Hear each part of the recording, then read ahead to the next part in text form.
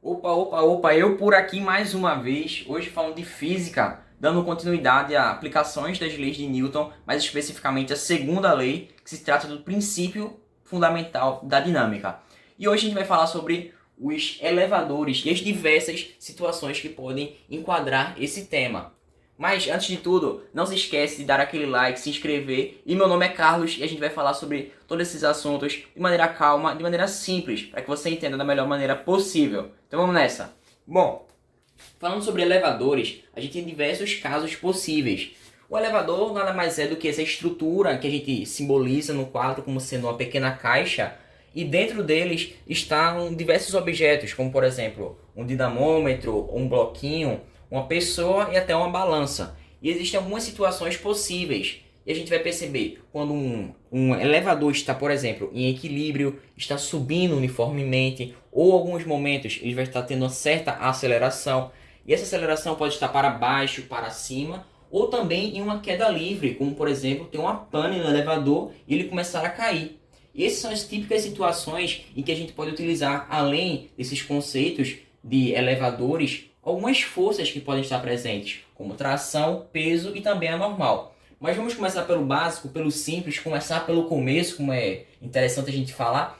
Bom, no primeiro caso, por exemplo, a gente pode ter uma situação em que, preso ao teto desse elevador, existe um pequeno dinamômetro. E anexado a esse dinamômetro, existe um bloco que tem uma certa massa, e consequentemente, por ele estar preso a esse dinamômetro, a partir de uma corda, ele tem uma certa tração, ou seja, tração para cima e peso para baixo. Já em outra situação, porém esquematizando no mesmo caso, a gente tem uma pessoa que está dentro desse elevador com uma pequena balança. E essa balança, que está graduada em newtons, ela vai medir a força normal. Tenha cuidado com isso, vai medir a força normal. Ela não mede o peso nem nada, é a reação normal. E perceba que a gente vai ter outras forças aqui presentes, como a peso, que existe também no caso anterior, mas também temos a força normal, já que ele está apoiado em uma superfície.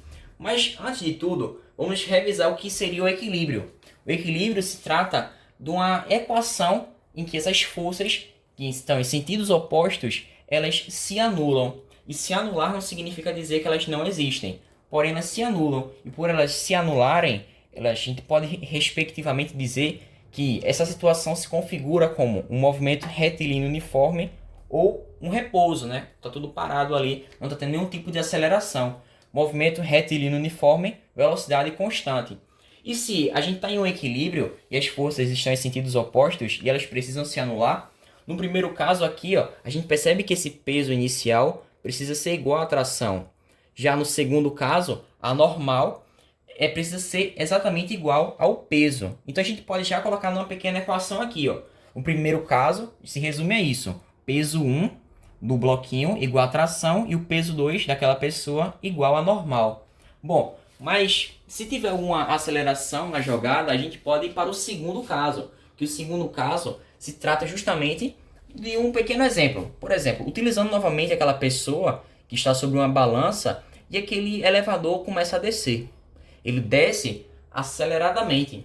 Ou também, em outro caso, ele pode subir retardado, ou seja, subir freando. E ambos os casos, ele pode pensar, configurar como sendo essa aceleração voltada para baixo. Essa aceleração está apontando para baixo.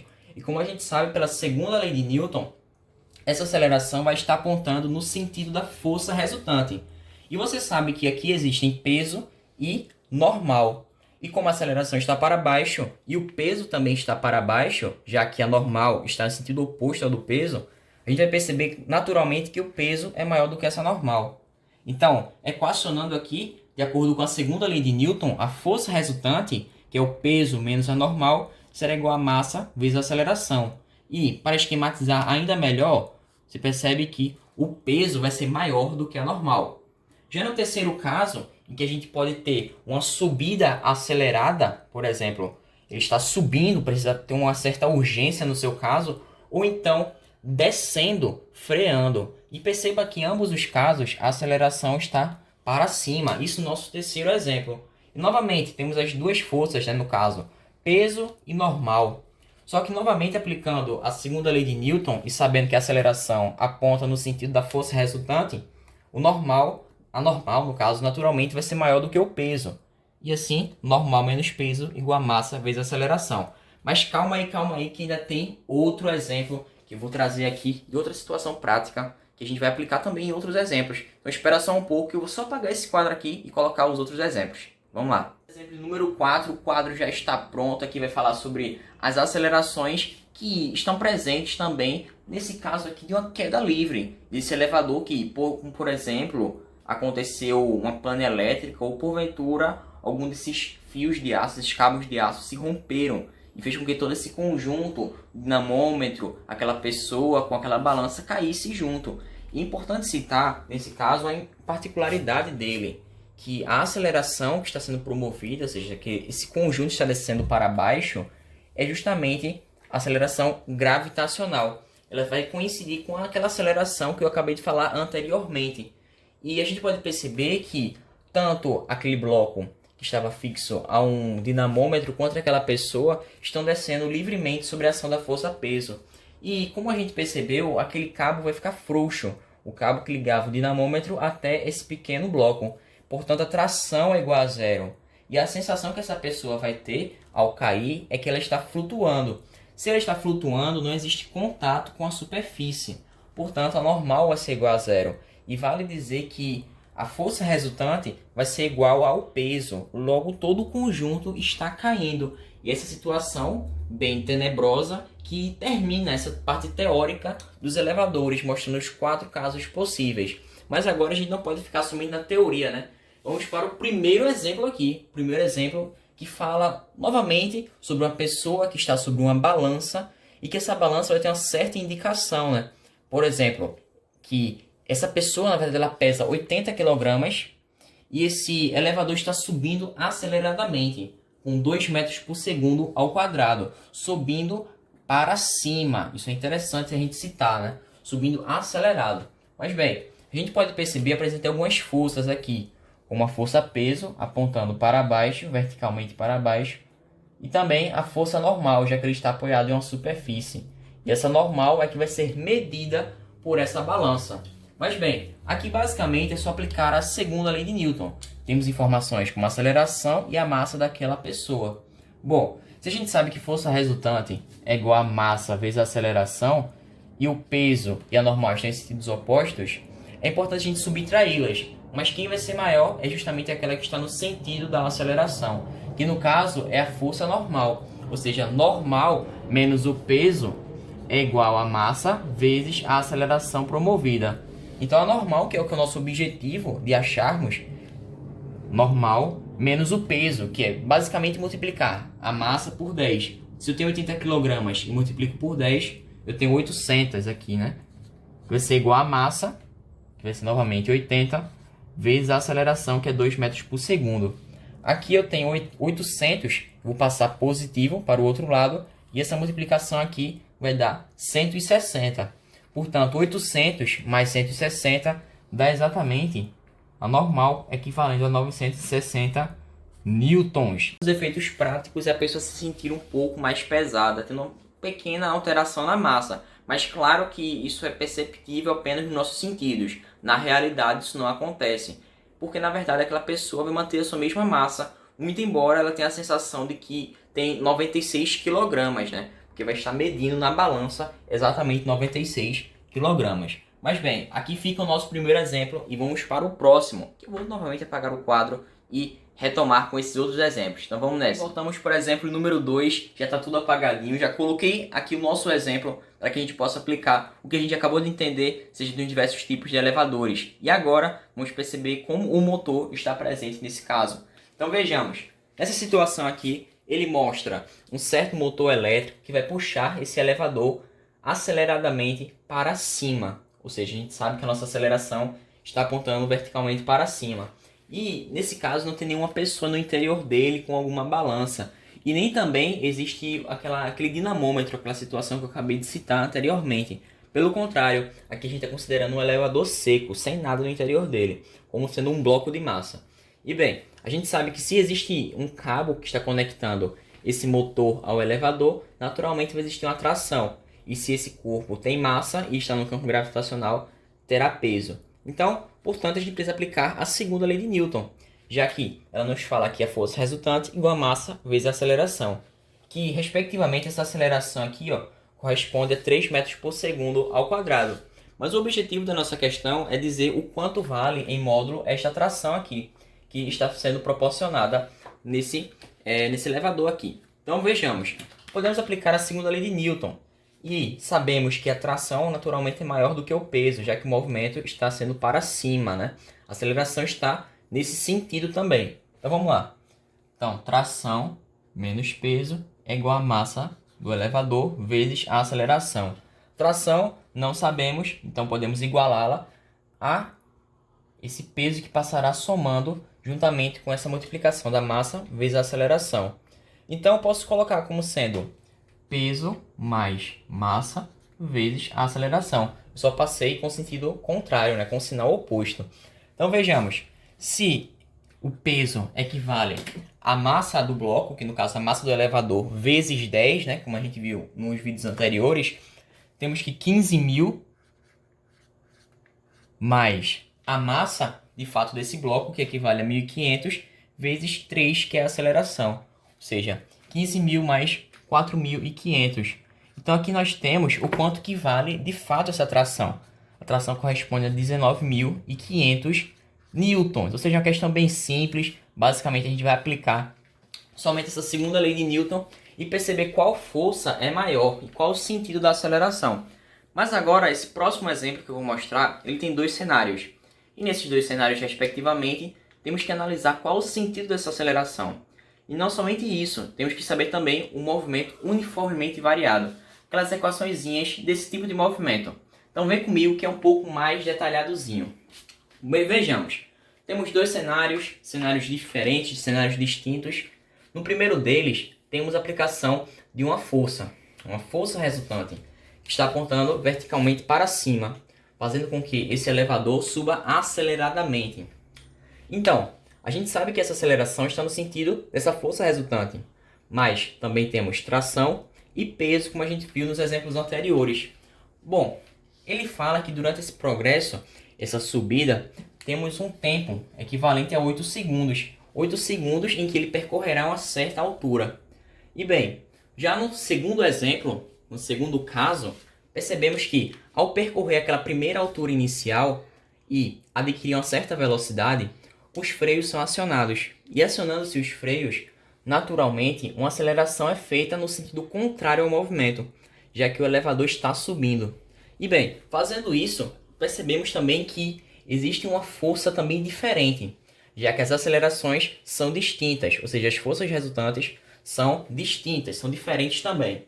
Mas bem, ao passo que ele vai sendo desacelerado ao subir, ele também percorre uma certa altura, que eu conciliei a chamá-la de H2.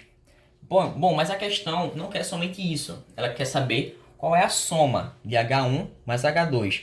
A altura 1 que ele percorreu no primeiro trecho, na primeira situação, e a altura 2 que ele percorreu na segunda situação. Então vamos nessa. Bom, para o primeiro caso, o que é interessante para a gente saber é a nossa aceleração. O quanto que ela vale para início de conversa, para que a gente possa utilizar assim as equações do movimento uniformemente variado. Então vamos lá. Eu posso utilizar novamente a força resultante, sabendo que a tração é maior do que o peso, observando o sentido da aceleração que está para cima. Então, a tração que equivale a 16.250 newtons e o peso que equivale a 13.000 newtons. Então, somente vou colocar 16.250 menos 13.000 igual a massa do elevador, que no caso, se eu dividir esse peso, que é 13.000 por 10, vou encontrar 1.300. Então, 1.300 vezes uma certa aceleração. Bom, se eu fizer essas subtrações e desenvolver todo esse cálculo, passando esse 1.300 que está multiplicando, dividindo, eu vou perceber, para que o vídeo não fique tão longo, que essa aceleração corresponde a 2,5 metros por segundo ao quadrado. Porém, isso não basta, porque eu preciso saber, na verdade, qual foi o deslocamento. Quero saber a altura que foi promovida aí, a mais, né? E bem, a gente pode utilizar dois caminhos aí. Eu posso utilizar sorvetão ou equação de Torricelli. Mas bem, em ambos os casos, a gente precisa saber as velocidades. Então, é mais vantajoso utilizarmos a equação horária da velocidade. Ó. Velocidade final é igual a velocidade inicial mais a aceleração vezes o tempo. Velocidade inicial a gente não precisa, porque é zero. Ele iniciou do repouso. Então, a aceleração, que é 2,5, vezes o tempo, que é 8 segundos, vai nos dar a velocidade final, que no caso vai ser 20 metros por segundo. Então aqui eu tenho 20 metros por segundo. Bom, aqui nossa conversa já está quase finalizada para o primeiro caso. E agora, eu tendo a velocidade inicial e a velocidade final, eu posso finalmente aplicar a equação de Torricelli, que nos vai relacionar a velocidade final ao quadrado igual a velocidade inicial ao quadrado mais 2AD. 2 vezes a aceleração vezes o deslocamento, que no caso aqui vai ser a altura, né? Bem, você sabe que a velocidade inicial é zero, então eu posso cortar. A velocidade final, que é 20 ao quadrado, será 400, será igual a 2 vezes a aceleração, que é 2,5 metros por segundo, vezes um certo deslocamento. Então aqui está a nossa equação. Fazendo isso e desenvolvendo, vamos perceber que será 400 dividido por 5, já que eu já fiz esse produto e passei dividindo. Então, 400 dividido por 5, temos uma distância de 80 metros, uma altura percorrida de 80 metros. Bom, agora, observando o segundo caso, em que eu vou inclusive dar uma apagada aqui para que fique mais organizado, a gente vai ver uma certa diferençazinha no sentido dessa força resultante. Então, espera só um pouquinho que eu vou dar uma apagada e a gente já volta. Tudo apagado para a gente fazer esse cenário número 2, em que ele nos mostra uma aceleração no sentido diferente. E que esta mesma aceleração tem um módulo de 5 metros por segundo ao quadrado. E bem, esta aceleração vai reduzir a velocidade do elevador. E nesse caso, essa aceleração se trata de uma desaceleração. Cuidado, porque ela tem um sinal negativo anterior nela. E bem, vale nos dizer que a gente precisa reordenar esses sentidos de quem vai ser maior ou quem vai ser menor, né? Será que o peso vai ser maior? Será que a tração vai ser maior? Então aqui a gente precisa reordenar tudo isso. E bem, a gente tem as informações que já são muito importantes, como a velocidade final do bloco, que no caso é um elevador, de acordo com o primeiro cenário, que foi de 20 metros por segundo. E a gente também pode utilizar essa velocidade final conectando com a equação de Torricelli, que é a velocidade final ao quadrado igual a velocidade inicial ao quadrado mais 2 vezes a aceleração vezes o deslocamento, que no caso é a altura. Mas bem, você sabe que essa velocidade final, neste caso, vai se transformar na inicial, porque eu estou considerando outro cenário. Então, esta aqui, 20, vai ser a velocidade inicial. E a velocidade final do cenário 2 vai ser no fim da desaceleração, que no caso a velocidade final é zero, né? Ele vai desacelerar até parar. Então, velocidade final é zero, velocidade inicial 20 ao quadrado, que equivale a 400, menos, cuidado com menos, viu, que é a desaceleração, 2 vezes 5, que no caso é a aceleração que a gente colocou, o módulo dela, vezes o deslocamento que corresponde à altura. Bom, então aqui teremos, passando essa parte negativa, esse conjunto negativo para o outro lado positivo, veremos que 400 será igual a 10D. Logo, corto 0 com 0, a altura vai equivaler a 40 metros. Portanto, a gente já tem a nossa resposta, né? Já que a gente quer a soma da altura 1 com a altura 2, ou seja, 80 metros mais 40 metros. E assim a gente acha 120 metros, que foi o nosso deslocamento com relação à altura. Mas calma aí que a gente tem outro exemplo, agora um pouco mais difícil, mais complicado, que é sobre a Olimpíada Nacional de Ciências. Então vamos nessa, vamos resolver com calma, sem muitos delírios. Então vamos nessa, vamos lá. No caso, falaremos sobre esses elevadores na questão da ONC e utilizaremos a máquina de Atwood, isso relacionando com os sentidos das forças resultantes, ou seja, para onde está apontando a aceleração. Mas vamos entender essa situação que a questão nos propõe. Vejamos aqui um elevador de um determinado peso sendo puxado por uma corda 1, e que ao outro lado, para contrabalancear todo esse processo, temos um contrapeso. E que esse contrapeso está ligado por uma corda diferente, portanto ele tem uma tração 2. Bom, mas vamos analisar aqui a situação. Esse elevador, a gente sabe que ele tem um conjunto de pessoas, de 4 pessoas na verdade. Cada uma dessas pessoas com 75 kg. E a gente pode saber a massa do conjunto, a massa do elevador mais dessas pessoas. Porém, é importante citarmos o sentido dessa aceleração, está apontando verticalmente para cima. Já no caso do contrapeso, que irá descer quando esse elevador subir, teremos o peso dele sendo maior do que a tração 2. Portanto, a aceleração está apontando para baixo. Se a aceleração aponta para baixo, a força resultante faz o mesmo. Bom, a gente tem alguns dados que a questão nos dá. A massa do contrapeso, que é 850 kg, e a massa do conjunto, elevador mais pessoas, que equivale a 1.150 kg. Como a gente percebeu aqui, as cordas são diferentes. Se temos cordas diferentes, temos trações diferentes. E quando a gente for aplicar a força resultante para cada um dos blocos, a questão já nos avisa, ó. Teremos uma diferença de trações. Ela não quer saber o quanto vale essas trações. E ela diz que essa diferença, essa variação, equivale a 5.000 newtons. Mas a pergunta final da questão é quanto que vale essa aceleração? Bom, agora é a parte mais tranquila, né? É somente aplicarmos a segunda lei de Newton para cada um dos blocos, para o elevador e para o contrapeso. Sabemos que, no caso do elevador, a tração 1 vai ser maior do que o peso do elevador, o peso do conjunto, né?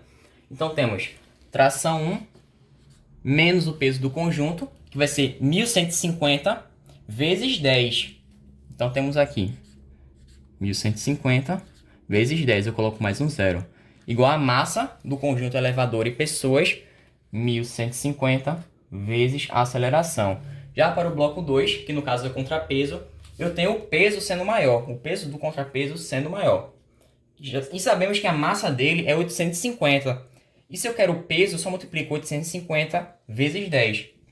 Então aqui eu tenho 850, adiciono um zero e subtraio dessa tração 2, já que ela está no sentido oposto. E a força resultante está apontando para baixo. Então T2 é igual a massa do contrapeso, 850, vezes a aceleração. Bom, agora para resolver, eu posso somar as duas equações. E quando eu fizer essa soma, eu vou ter 8.500 menos 11.500 mais T1 menos T2. Epa, T1 menos T2, isso aqui é interessante. Igual a 2.000A, já que eu somei 1.150A mais 850A. Então eu já achei aqui tudo isso, né? E que eu tenho uma coisa muito interessante, como eu acabei de dizer. Eu tenho T1 mais T2. E a questão já nos deu quanto que vale isso, que é 5.000. Bom, aqui, nesse caso, 850 menos 1.150, 11.500, desculpa, menos 11.500, eu tenho, na verdade, menos 3.000. Cuidado com o sinal, viu? Sinal tira a onda aqui, viu? Menos 3.000. E aqui, no caso, essa variação que a gente acabou de achar, T1 menos T2, vai equivaler a 5.000.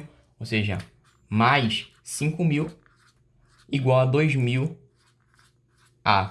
Pronto, agora é bem simples, né? 5.000 mais menos 3.000 vai equivaler a justamente 2.000, né? 2.000 exatamente, ou seja, 2.000 igual a 2.000A. Ou seja, esse A só pode ser 1. Então, a aceleração desse sistema é exatamente igual a 1 metros por segundo ao quadrado. E aqui está a nossa resposta, nosso gabarito. E aqui ficamos felizes, né? Terminamos mais uma questão. Questão da ONC, fase 2, que é considerada muito difícil, mas e de uma maneira mais simples, analisando com calma, fica simples. Então, eu te agradeço pela tua participação nesse vídeo. Peço que você se inscreva, dê uma curtida aí no vídeo, que nos ajuda bastante. E me espera para o próximo vídeo, em que falaremos sobre plano inclinado, seus diversos tipos, seja envolvendo atritos, sem atrito, e como vai se posicionar justamente todas essas forças. A gente vai perceber uma divisão, ou seja, a decomposição de cada uma delas. Então, eu fico por aqui. Até uma próxima. Fiquem com Deus. Valeu. Falou.